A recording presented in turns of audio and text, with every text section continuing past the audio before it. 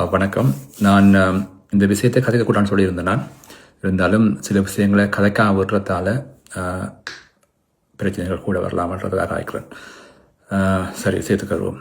ஏனென்றால் இப்போ உங்களுக்கு தெரியும், இந்த நாட்களில் வந்து ஒரு சிறுபான்மையினங்களுக்கு இடையில் வந்து அதாவது தமிழ் முஸ்லீம் உறவுகளுக்கு இடையில் ஒரு சின்ன விரிசல் ஏற்படுற மாதிரி ஒரு ஃபீலிங் ஒன்று இருக்குது.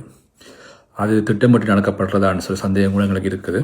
ஏன்னு சொன்னால், சிறுபான்மைகளை வந்து பிரதிநிதிப்படுத்துகிற கட்சிகள் வந்து ஒன்றா இருக்கிற டைமில், ஒன்றா சேர்கிற டைமில் வந்து இதே மாதிரி ஒரு விரிசல் வந்து ஏற்படுத்தப்படுற மாதிரி ஒரு நினைப்பு எனக்கு ஒன்று இருக்குது.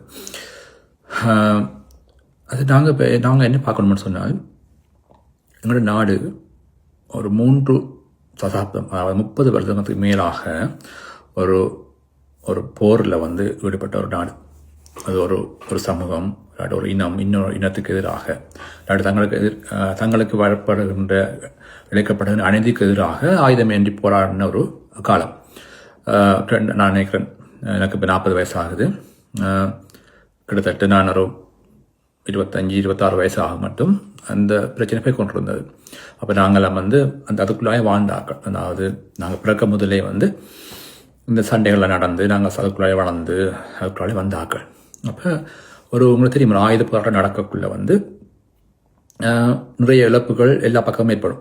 அதாவது இப்போ ஏ என்ற ஒரு இனம்னு சொன்னால் அது பிக்கு எதிராக போராடணும்னு சொன்னால் சி அதில் சம்மந்தப்பட்டிருக்கலாம். அப்போ ஏ வந்து பியை கொண்டிருக்கலாம், சி வந்து ஏ கொண்டிருக்கலாம். அப்போ நிறைய விஷயங்கள் இருக்குது. எல்லா வகையாக பார்த்தோம்னு சொன்னாலும் நம்ம எல்லாரும் நேரடியாகவோ இல்லை மறைமுகமாகவோ இந்த போரால் நாங்கள் பாதிக்கப்பட்டிருக்கிறோம். தனிப்பட்ட முறையில் இருக்கலாம் அல்லது ஒரு நாடாக இருக்கலாம். நாங்கள் எல்லாருமே பாதிக்கப்பட்டிருக்கிறோம். அதை நான் வந்து ஒரு நாளும் மறக்க இயலாது. உதாரணமாக, என் நண்பர் ஒரு ஆளுற தந்தை வந்து அவருக்கு 3 வயசு இருக்கக்குள்ள வந்து அவனோட வீட்டில் வந்து சுட்டுக் கொல்லப்படுறார். எங்களுக்கு அது ஆற சுட்டுதெல்லாம் எங்களுக்கு பெரிய அவசியம் இல்லை. ஆனால் அவர் வந்து அந்த சம்பவம் நடந்த பிறகு கொஞ்சம் நாள் அவரோட கதைக்கல. அவருக்கு அந்நேரம் 3 வயசு. இப்போ வந்து அவர் பெரிய ஆளாக இருக்கிறார். ஏன்னா அவர் அந்த தாக்கம் வந்து அவருக்கு ஒரு நாளும், அவர் எத்தனை வயசு போனாலும் அந்த தாக்கம் ஒரு நாளும் அவர் நினைவில் இருந்து அவங்க மனசில் இருந்து போகிற இல்லை. அதே போல் எனக்கு இன்னும் ஒரு நண்பரோட இருக்கிறார். வந்து அவங்களோட அப்பா வந்து ஒரு ஆயுததாரிகளால் வந்து அவங்களோட வீட்டுக்கு முன்னிக்கே அவங்களோட கண்ணுக்கு எதிரே வந்து சுட்டுக் கொல்லப்பட்டவங்க. அந்நேரம் அவங்களுக்கு வயசு வந்து நான் நினைக்கிறேன் ஒரு 19 வயசு இருக்குமென்னு சொல்லி. அப்போ அவக்கும் வந்து என்ன நடக்கும், இது வந்து ஒரு நாளும் மறக்கக்கூடிய சம்பவமாக இருக்க போகிறது இல்லை. அதே மாதிரி தான் எல்லாருக்கும் நேரடியாக மறைமுகமாகவோ இந்த யுத்தத்தால் நிறைய பாதிப்புகள் இருக்குது, நிறைய கவலைகள் இருக்குது, மறக்க முடியாத சம்பவங்கள் இருக்குது. நாங்கள் அவங்க சொந்தக்காரங்களோ, நெருங்கிய சொந்தமோ, இல்லாத தூரத்து சொந்தமோ, இல்லாட்டி எங்களுக்கு தெரிஞ்ச ஒரு ஆளாக வந்து இந்த யுத்தத்தால் பாதிக்கப்பட்டிருப்போம். உதாரணம் என்ன எடுத்துக்கொண்டு சொன்னால், யுத்தத்தால் வந்து நாங்கள் கிட்டத்தட்ட நான் நினைக்கிறேன் ஒரு 15 வருடத்துக்கு முதல், 15 தொடக்கம் 20 வருஷத்துக்கு முதல் கடுமையாக பாதிக்கப்பட்டாங்க. அதாவது எங்களுக்கு அடுத்த நேரத்துக்குரிய சாப்பாடு கூட நிச்சயம் இல்லாத தன்மை ஒன்று இருந்தது இந்த யுத்தத்தால். அப்போ எல்லாருமே வந்து பாதிக்கப்பட்டிருக்கிறோம். இப்போ நாங்கள் இது வந்து எங்களோட பிள்ளைகளுக்கோ இல்லாட்டி அவங்களோட பேர பிள்ளைகளுக்கோ இதை வந்து நாங்கள் கடத்த போகிறோமா? அதாவது இப்படித்தான் இவங்களோட அப்பாக்கள் தான் வந்து உங்களோட அப்பா வந்து கொண்டவங்க, அதனால நீங்கள் இவங்களோட எப்பவும் நீங்கள் எதிரியாக தான் பார்க்க வேணும் என்று சொல்லி அந்த ஒரு இதை வந்து நாங்கள் கொடுத்து வளர்க்க போகிறோமா? இல்லை நாங்கள்லாம் வந்து இப்படி கஷ்டப்பட்டு நாங்கள் எங்களோட காலத்தில், எங்களோட அப்பாட காலத்தில் வந்து இப்படி பிரச்சனை இருந்தது, நீங்களாவது இனி எதிர்கால காலத்தில் வந்து ஒற்றுமையாக நடந்து கொள்ளணும். இப்படி நாங்கள் வந்து சண்டை பிடிச்சதுனால, எங்கள் சண்டை வண்ணங்களுக்கு துணிக்கப்பட்டதால் நாங்கள் இழந்த வகைகள் கூட, நாங்கள் எடுத்துக்கொண்டதை விட இழந்த சம்பவங்கள், இழந்த விடயங்கள் கூட. அதனால நீங்கள் அதில் ஒரு பாடத்தை கற்றுக்கொண்டு இனங்களுக்கு இடையில் வந்து ஒற்றுமையாக இருக்கணும்னு சொல்லி அதை சொல்லிக் கொடுக்க போகிறோமான்றது எங்களுக்கு முக்கியமாக இருக்க போகுது.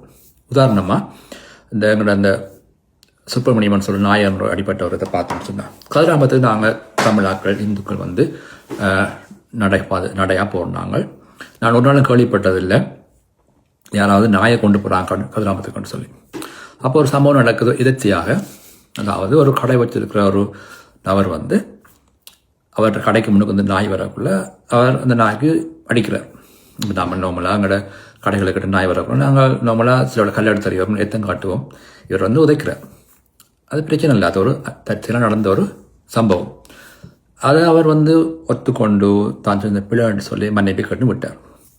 இன்னொரு ஆள் என்ன செய்கிறார், அவருக்கு இன்னும் ஒரு சமூகத்தை சேர்ந்தவர் என்ன செய்கிறார், அந்த அடித்த சமூகத்தை சேர்ந்தவரை அவங்களோட கடவுளை விட அதிகமாக நேசிக்கின்ற உயர்ந்த ஸ்தானத்தில் வச்சிருக்கிற ஒரு ஆளை பற்றி மிகவும் கேவலமாக ஒரு பதிவிடுகிறார்.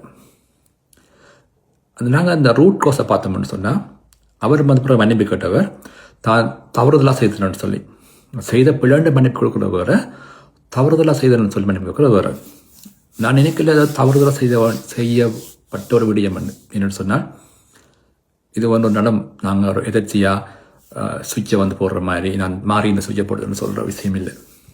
ஏன்னு சொன்னால் ரூட் கோஸை பார்த்தோம்னு சொன்னால், காலங்காலமாக மனசுக்குள்ளே இருக்கிற ஒரு நினைப்பு தான், மனசுக்குள்ளே இருக்கிற ஒரு வைராக்கியம் தான் அந்த வார்த்தை மூலமாக வெளிப்பட்டது. அப்போ நான் என்ன சொல்ல வரேன்னு சொன்னால், இந்த மாதிரியான வைராக்கியத்தை நாங்கள் விட வேணும். எங்கள் அடுத்த சந்ததிக்கு இதை நாங்கள் கடத்தக்கூடாது. எங்களுக்கு தெரியும், ஒரு யுத்தம் நடந்த இடத்துல நிறைய தூபிகள் இருக்கும், படுகொலை செய்யப்பட்ட சம்பவங்கள் இருக்கும். நாங்கள் இதை அப்படியே அதே வைராக்கியத்தோட அதே ஒரு சந்தேக கண்ணோட எங்களோட சகோதரங்களை நாங்கள் பார்க்க போகிறோமா, அல்லது இதெல்லாம் விட்டுட்டு நாங்கள் கஷ்டப்பட்ட நாங்கள் சண்டை பிடிச்ச நாங்கள் சந்தேகமாக இருந்த நாங்கள், ஆனால் இப்போ அப்படி இல்லை, நாங்கள் எல்லாம் ஒற்றுமையாக ஒரு நாடாக முன்னேற்ற போகிறோமான்னு சொல்லி எங்களோட பிள்ளைகளுக்கு பேர பிள்ளைகளுக்கு நாங்கள் கொடுக்க வேண்டியது தான். நாங்கள் எங்களோட ஒரு பெற்றோர்களாக எங்களோட அடுத்த சமுதாயத்துக்கு அடுத்த பரம்பரைக்கு நான் எங்களோட கற்றுக்கொண்ட பாடங்கள்லேருந்து செய்கிற ஒரு வேலையாக இருக்குமே தவிர, திரும்ப இந்த பிரச்சனையை ஏற்படுத்தி திரும்ப ஏதோ புதுசாக பிரச்சனையை ஏற்படுத்தி ரெண்டு சமூகங்களுக்கு இடையில் இல்லாட்டி எங்கள் நாட்டுக்குள்ளே பிரச்சனையை ஏற்படுத்துவதன் மூலமாக நாங்கள் அடைய போகிறது ஒன்றும் இல்லை. எங்களோட பிள்ளைகளுக்கும் நாங்கள் வாழ்ந்த அதே வாழ்க்கையை தான் நாங்கள் கொடுக்க போகிறோம். நான் முதலில் சொன்ன மாதிரி 2-3 அரசியல் கட்சிகள் ஒன்றாகும் பொழுது தான் இந்த பிரச்சனைகள் வெளிப்படுத்தப்படுது, அல்லது இந்த பிரச்சனைகள் கொஞ்சம் கூட்டுப்பட்டு காட்டப்படுகின்றது. இதுக்கு பின்னுக்கு சில விட அரசியல் நோக்கங்கள் இருக்கலாம். எங்களுக்கு தெரியும், சில நான் சொல்ல விரும்பலை, அரசியல் கட்சிகள் மூலமாகத்தான் அரசியல் நோக்கங்களுக்காகத்தான் இந்த இனங்களுக்கு இடையில் வேறுபாடுகள் தோற்றுவிக்கப்பட்டு அது பெருசாக காட்டி அதன் மூலமாக அரசியல் நடத்தினவர்கள், அதன் மூலமாக நன்மை அடைந்தவர்கள் அரசியல்வாதிகள் தான். கஷ்டப்படுறது என்னவோ நாங்கள் மக்கள் தான். அதனாடி நான் என்ன சொல்ல வரேன்னு சொன்னால், நான் அரசியல் கட்சியை பற்றி எப்படியா சொல்லவும் இல்லை, சொல்ல போகிறதும் இல்லை. நாங்கள் ஒரு சமூகமாக நாங்கள் இன்னும் ஒரு ஸ்டெப் முன்னுக்கு போகணும்னு சொன்னால், கண்டிப்பாக நாங்கள் எங்கள் இனங்களுக்கு இடையில் ஒற்றுமையை நாங்கள் ஏற்படுத்த வேண்டும். அது ஒவ்வொரு வீட்டில் இருந்தும் ஒவ்வொரு பிள்ளைகளுக்கும் நாங்கள் சொல்லி வளர்க்க வேண்டிய தேவை பெற்றோர்களாகிய எங்களுக்கு எப்பவும் இருக்குது.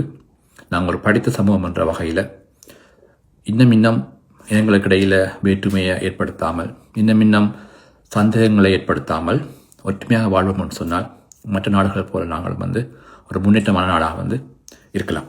நன்றி. நாடறிந்த உலமாவும் ஹஜ் உம்ரா வழிகாட்டலில் நீண்ட கால அனுபவமும் கொண்ட மௌலவி அல் ஹாஜ் MAM மஸ்ஊத் அஹமது ஹாஷிமி JP அவர்களின் தலைமையில் புனித ரமலான் மாதம் உட்பட பிரதி மாதமும் ஒரு உம்ரா குழு அழைத்துச் செல்லப்படுகின்றது. அல் மனாசிக் டிராவல்ஸ் பிரைவேட் லிமிடெட், அல் மனாசிக் காம்ப்ளெக்ஸ், சர் ராசிக் ஃபரீத் மாவத்தை, காத்தான்குடி 3. தொலைபேசி இலக்கம் 0779 0001115 00790 அல் மனாசிக் ஹஜ் உம்ரா வணக்க வழிபாடுகளின் நாமம். நம்பகமான செய்திகளை உடனுக்குடன் தெரிந்து கொள்ள ஸ்பாட் நியூஸ் 24 முகநூல் பக்கத்தை பார்வையிடுங்கள். அதுபோல எமது www.spotnews.lk இணையதள பக்கத்தில் முழுமையான செய்திகளையும் பார்வையிடலாம். உண்மையான செய்திகளுக்கு ஸ்பாட் நியூஸ் 24.